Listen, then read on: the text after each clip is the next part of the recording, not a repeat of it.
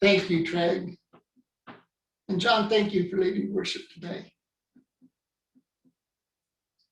Well, I've made no secret about my passion for motorcycling, so you'll be surprised to learn that this past month, I actually gave away 2 of my motorcycles as gifts to friends. So coincidentally, had room for another motorcycle, a 1971 BMW R75/5 that was built in Berlin, Germany, when our own Matthias Bayer was only 4 years old and scampering around Germany in lederhosen. When you buy a 50-year-old motorcycle, it comes complete with imperfections. I had to do some cleaning, repairing, replacing. Whenever I buy a vintage motorcycle, I feel just like Joanne must have felt when she married me and knew there would be shortcomings and flaws to address. The early Quakers, having never owned vintage motorcycles, believed in the possibility of perfection. Otherwise, Jesus would never have demanded it from his followers as he did in the Gospel of Matthew. Be perfect, therefore, as God is perfect. Early friends believed that to insist upon perfection indicated its possibility. Jesus would never ask anything of us that wasn't possible. And as much as I admire the early Quakers, I think in this regard they were hopelessly naive. They also could have benefited from a class in New Testament Greek, where they would have learned the Greek word customarily translated in the English language Bible as perfect, more actually meant mature. Be mature, therefore, as God is mature. Several years ago, Joanne and I bought a little house with 9 acres just outside of Danville, next door to our son Spencer's house. The house had been built in 1941 as a farmhouse back when farm families grew much of their own food. So in one corner of the yard, the farmer had planted 3 apple trees, which by the time I came along had stopped producing. I pruned them back, hoping they might bear fruit, but it didn't work, and I eventually removed them. Even though I had 3 less trees to trim around, removing them saddened me. It's always disheartening when something or someone doesn't achieve what it was designed to achieve. Fruit trees should produce fruit. When I was growing up in the Catholic Church, I had to memorize, and this will be familiar to those of you who also grew up Catholic, I had to memorize the Baltimore Catechism, a series of questions and answers addressing the great mysteries of life. One question I remember was, why did God make you? Father McLaughlin would stare at me over his glasses and ask me that. Why did God make you? For which the answer was, God made me to know him, love him, and serve him in this world, and be happy with him forever in heaven. For years after that, whenever anyone asked me what my goal in life was, I would say to love, know, and serve God in this world and be happy with him in heaven. But these days, I'm content to answer those asking about my goals to simply say, my goal is to be whole. I want to achieve what I was designed to achieve. I wasn't born into sin and destined for hell, neither were you. We were born immature and incomplete, and our life's goal, our life's quest should be to become whole people. We want to become what we were designed to become. And because I lack this wholeness, I yearn for it. I notice its absence in my life, and so I long for it. And perhaps that is the case with you too. Maybe like me, you've recognized in yourself this split-mindedness. In his letter to the Christian church in Rome, Paul wrote, I do not understand what I do. For what I want to do, I do not do. But what I hate, that's what I end up doing.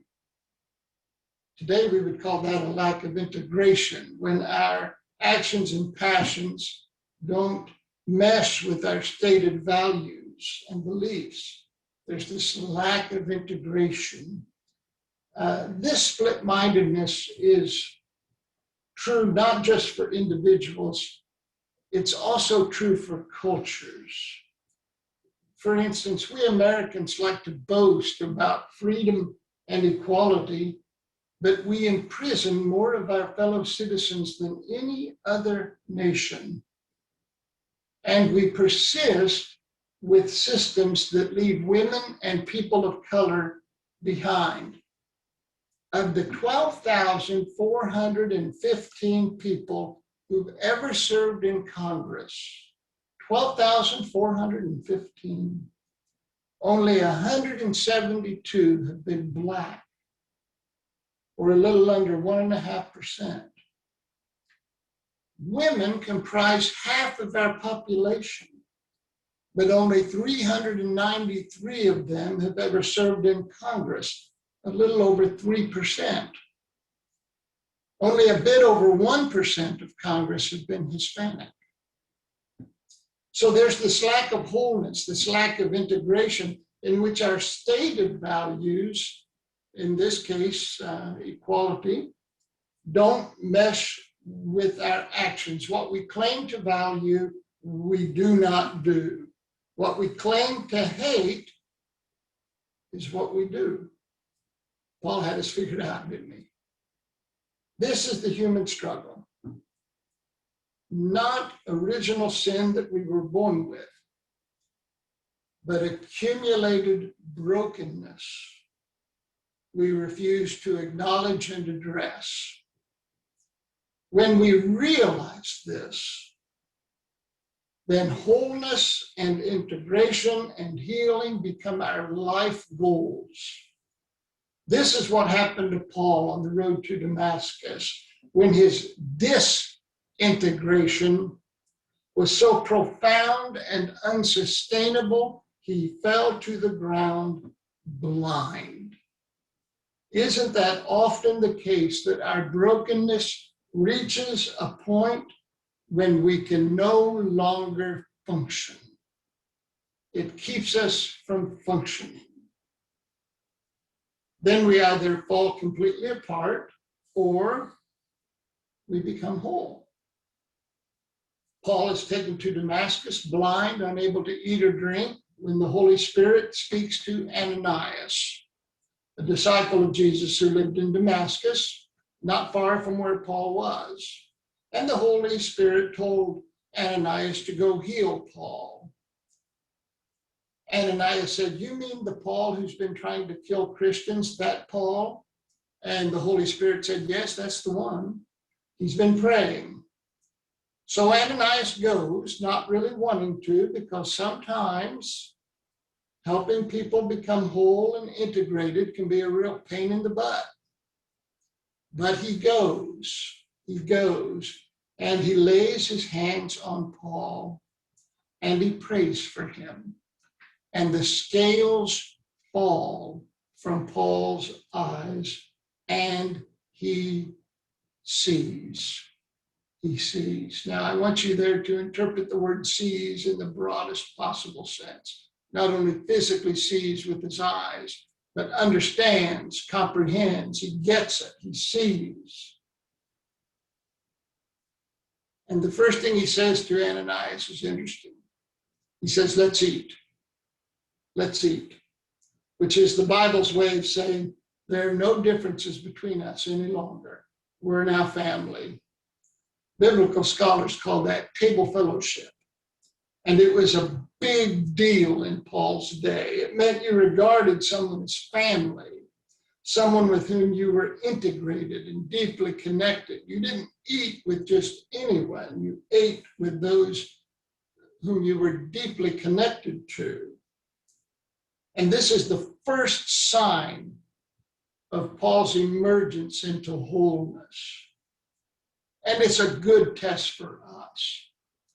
If there are a long list of folks you won't associate with, that is not an indication of their brokenness.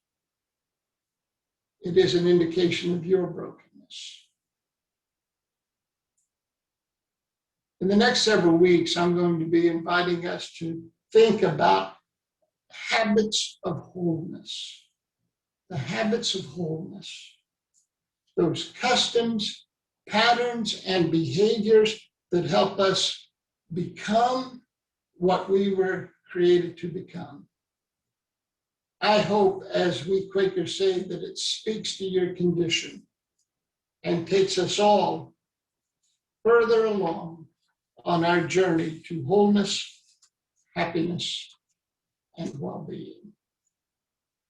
Thank you, friends.